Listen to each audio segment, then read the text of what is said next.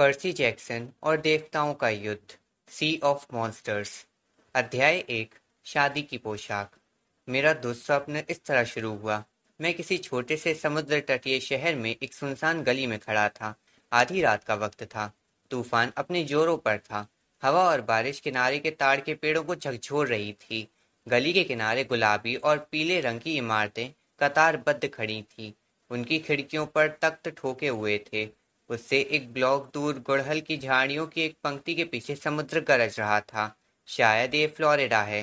हालांकि मुझे पता नहीं था कि मैंने ये सब कैसे समझा। मैं तो कभी फ्लोरिडा गया भी नहीं था। तभी मैंने फुटपाथ पर खुरों की खड़खड़ाहट सुनी। मैंने मुड़कर देखा तो पाया कि मेरा दोस्त ग्रोवर अपनी जान बचाता हुआ भाग रहा है। हाँ, पैर नहीं बल्कि खुर। ग्रोवर एक सेटर है। कमर से ऊपर वह एक सामान्य बेडौल सा किशोर दिखता है, जिसकी ठुड्डी पर छोटी दाढ़ी उगाई है और चेहरा मुहासों से भरा हुआ है। वह अजीब तरीके से लंगड़ा कर चलता है, लेकिन जब आप उसे बिना पतलून के नहीं देख लें, तब तक आप समझ नहीं सकते कि वह सामान्य मानव नहीं है। बैगी जीन्स और नकली पैर उसके बारे में इस तथ्य को छिपा देते हैं कि उसका एक झबरा पिछवाड़ा है और पैर की जगह खुर है। ग्रोवर छठी कक्षा में मेरा सबसे अच्छा दोस्त था। वह दुनिया को बचाने के लिए एनाबेथ और मेरे साथ एक साहसिक अभियान पर गया था, लेकिन मैंने उसे पिछले वर्ष के जुलाई माह के बाद से नहीं देखा था। तब वह एक खतरनाक अभियान पर अकेले निकला था।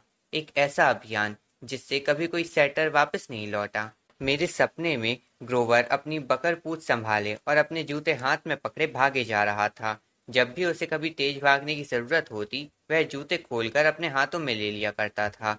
वह छोटे टूरिस्ट शॉप्स और सर्फबोर्ड रेंटल ठिकानों के पार करते हुए तेजी से आगे बढ़ रहा था। तेज हवा ताड़ के पेड़ों को लगभग जमीन तक झुला रही थी। ग्रोवर भयभीत था, जैसे कि उसके पीछे कोई चीज पड़ी हो। ऐसा लगा कि वह अभी अभी समुद्र तट से आया हो। उसके शरीर के रोए में गीली रेत चिपकी हुई थी। वह कहीं से भाग कर आ रहा था। वह किसी चीज से दूर भागने की कोशिश कर रहा था। तभी तूफान के बीच एक हड्डी से राह देने वाली घुर्राहट सुनाई पड़ी। ग्रोवर के पीछे ब्लॉक के दूर के छोर पर एक छायादार आकृति मंडराती हुई नजर आई। उसने एक स्ट्रीट लैंप पर वार किया, जो चिंगारी की बौछार छोड़ता हुआ टूट गया। ग्रोवर भय के मारे कुछ लड़खड़ा गया। वह मन ही मन बुदबुदाया, इससे बचना होगा, उन्हें सावधान करना होगा। मैं ये नहीं देख सका कि उसका पीछा कौन कर रहा था, लेकिन मैं उसकी बड़बड़ाहट और कोसने की आवाज सुन सकता था।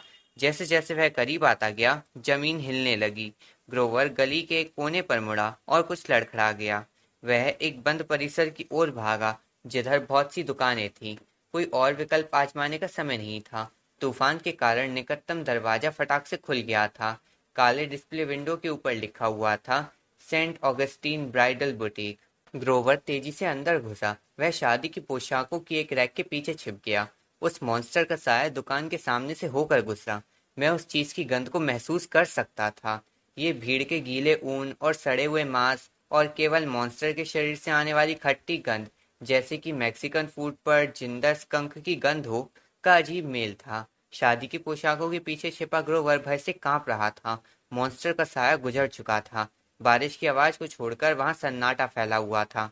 ग्रोवर ने एक गहरी सांस ली। शायद वह चीज वहां से चली गई थी। तभी बिजली गिरी और दुकान का पूरा अगला हिस्सा विस्फोट से नष्ट हो गया। एक शैतानी आवाज हवा में गूंज उठी। मैं नींद से जग कर बैठ गया। मेरा पूरा शरीर सिहर रहा था। वहां कोई तूफान नहीं था, कोई मॉन्स्टर नहीं। सुबह की धूप मेरे शयन कक्ष की खिड़की से छन कर अंदर आ रही थी। मुझे लगा कि मैंने खिड़की के कांच के पार कोई साया देखा था, एक कोई मानव जैसी आकृति। लेकिन तभी मेरे दरवाजे पर दस्तक हुई। माँ ने पुकारा, पर्सी, तुम्हें देर हो जाएगी। और खिड़की पर वह साया गायब हो गया। मैंने सोचा मुझे बस भ्रम हुआ होगा। 5वीं मंजिल की खिड़की, वहां कोई भी कैसे हो सकता था।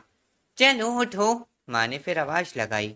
स्कूल का आखिरी दिन है, तुम्हें तो उत्साहित होना चाहिए। तुमने आखिर इसे पूरा कर ही लिया। आता हूँ, मैंने गला साफ करते हुए जवाब दिया। मैंने अपने तकिए के नीचे टटोल कर देखा और आश्वस्त हुआ कि मेरी वह बॉल पॉइंट पेन वहां मौजूद थी, जिसे मैं हमेशा अपने साथ रखकर सोता था। मैंने इसे बाहर निकाला और इस पर उत्कीर्ण प्राचीन ग्रीक लिपि का उच्चारण किया, एनेक्लोसमोस रिप्टाइड।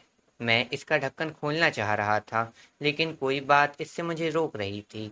मैंने इतने लंबे समय से रिप्टाइड का उपयोग नहीं किया था।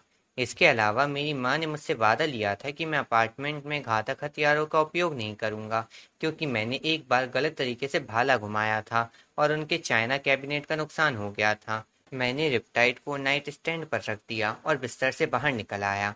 मैं जल्दी से तैयार हुआ। मैंने अपने दुष्ट स्वप्न या मॉन्स्टर्स या अपनी खिड़की पर दिखे साए के बारे में कुछ भी ना सोचने की कोशिश की। इससे बचना होगा, उन्हें सावधान करना होगा। स्वप्न में ग्रोवर क्या कहना चाह रहा था? मैंने अपने दिल पर हाथ रखकर 3 उंगलियों के साथ पंजे जैसे आकार को बनाया और उसे बाहर की ओर लहराया। ये एक प्राचीन मुद्रा थी जो ग्रोवर ने एक बार मुझे शैतानों से दूर रखने के लिए सिखाई थी। नहीं, मेरा स्वप्न सच नहीं हो सकता था। ये स्कूल में मेरा आखिरी दिन था। माँ सही कह रही थी, मुझे उत्साहित होना चाहिए था। जीवन में पहली बार बिना निष्कासित हुए मैंने लगभग 1 साल पूरा कर लिया था। कोई अजीब दुर्घटना नहीं हुई थी, किसी झगड़े में नहीं फंसा, मेरे कोई शिक्षक मॉन्स्टर में परिवर्तित नहीं हुए, ना मुझे कैफेटेरिया का जहरीला खाना खिलाकर या भारी होमवर्क देकर मेरी जान लेने की कोशिश की। कल मैं दुनिया में अपनी सबसे पसंदीदा जगह हाफ ब्लड कैंप के लिए रवाना हो जाऊंगा।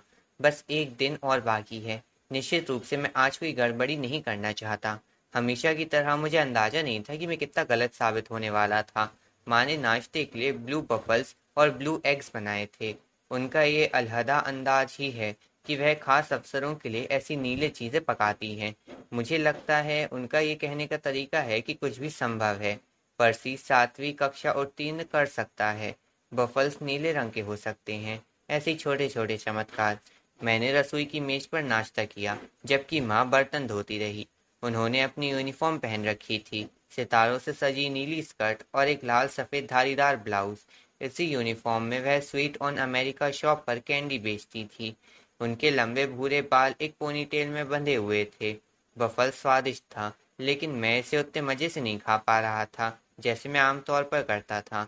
माँ ने मेरी ओर देखा और भौहें सिकोड़ी। पर्सी, तुम ठीक तो हो? हाँ, मैं ठीक हूँ। लेकिन मैं जब भी परेशान होता था, वह हमेशा ही समझ जाती थी। उन्होंने अपने गीले हाथ पोंछे और मेरे पास आकर बैठ गई। स्कूल में कुछ या उन्हें बात पूरी करने की जरूरत नहीं पड़ी। मैं समझ गया था कि वह क्या पूछ रही थी। मुझे लगता है कि ग्रोवर किसी मुसीबत में है, मैंने कहा, और उन्हें अपने सपने के बारे में सब कुछ बता दिया। उन्होंने अपने होंठ भींच लिए। हमने मेरे जीवन के उस दूसरे हिस्से के बारे में कुछ अधिक बात नहीं की। हमने यथासंभव सामान्य बने रहने की कोशिश की, क्योंकि माँ को ग्रोवर के बारे में सब पता था। अधिक चिंता मत करो, उन्होंने कहा। ग्रोवर अब एक बड़ा सेटर है। यदि कोई समस्या होती है तो मुझे यकीन है कि हमें कैंप से कोई संदेश मिल जाता। कैंप शब्द कहते समय उनके कंधे कुछ तन गए थे। क्या बात है? मैंने पूछ लिया। कुछ नहीं, उन्होंने जवाब दिया। मैं बताऊंगी। आज दोपहर हम स्कूल सत्र की समाप्ति का जश्न मनाएंगे। मैं तुम्हें और टायसन को रॉकफेलर सेंटर ले चलूंगी, उस स्केट बोर्ड शॉप पर जो तुम्हें पसंद है।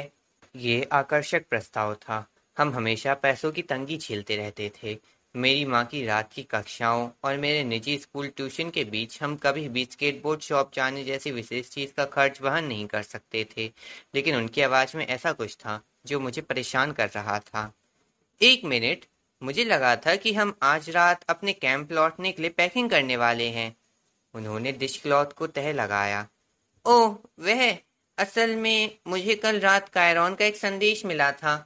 मेरा दिल बैठ गया। कायरॉन कैंप हाफ ब्लड में गतिविधियों के निर्देशक थे। जब तक कोई गंभीर बात ना हो, वह हमसे संपर्क नहीं करते। क्या कहा उन्होंने? मैंने उत्सुकता जताई। वह सोचते हैं कि अभी तुम्हारे लिए कैंप में जाना सुरक्षित नहीं होगा, इसलिए हमें ये प्लान अभी स्थगित करना पड़ सकता है।